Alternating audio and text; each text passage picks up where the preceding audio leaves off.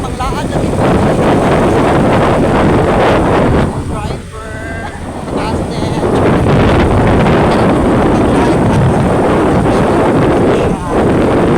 Sa una lang ang picture. So, arami padong mi sa lungsod sa San Francisco and then San Francisco. But in Camiguin Island,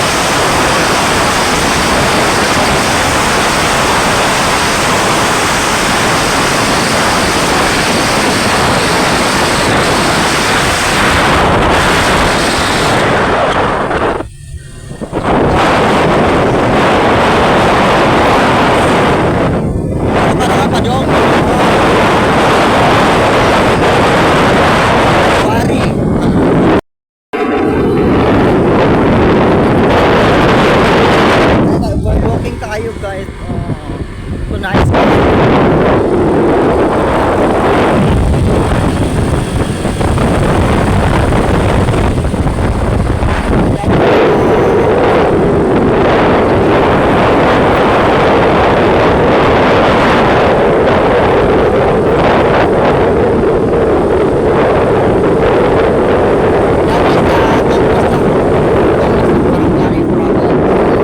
Ayan po mga Cornels. Yan, papunta po kami ng Siargao ngayon. Mount Siargao po kami. So ayan po. Ang dami ng bahay dito sa Siargao. So ayan po guys. Di ba? Nice talaga yung Siargao kasi mabundok. Mabundok, mahangin, fresh talaga yung air. Nawa nyo rin. Ha? Mas okay ba? Fresh talaga yung air dito.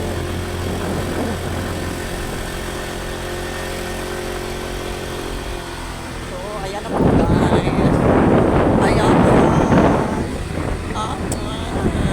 Wait.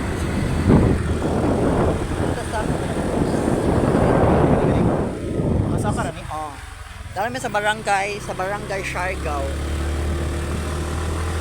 Nandito na po kami sa barangay ng Siargao guys. Ayan na po.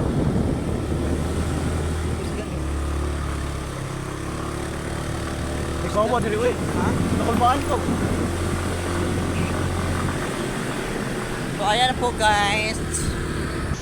So Dire- guys, abot kami sa Dire rami ato sa ubos. Takbari. So dahil namin sa Mount of Siargao. So ngayon guys, makikita natin ang Mount of Siargao. So karon guys, manood kami diri sa sa quarry, nag-iingon, quarry. Luto eh. Ano siya guys ha? O dara. Matabisa rin. Ha? Dara panit. Nice guys. So makita gid nato ang kuan guys.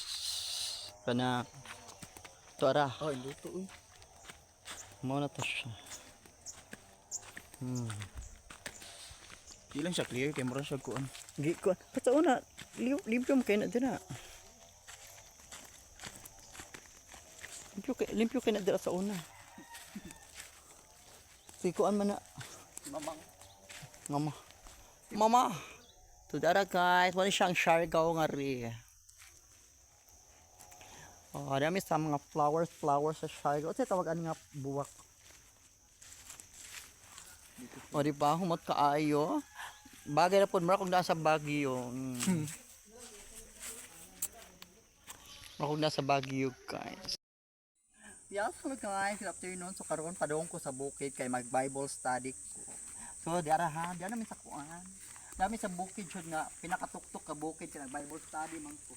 So before ko nag Bible study, naari sa ko sa mga kabulakan. So mga kumot kay ilang mga bulak. Unsa ni nga bulak? Yellow unsa ni? Yellow flowers. So naglibog na ko ani kay nindot na napoy ka ng tagbot-tagbot. Pangita akong damang. Pangita ako damang ani. Pangita ako damang. Oo, humana ko may damang sa nag-Bible study. Bible study na.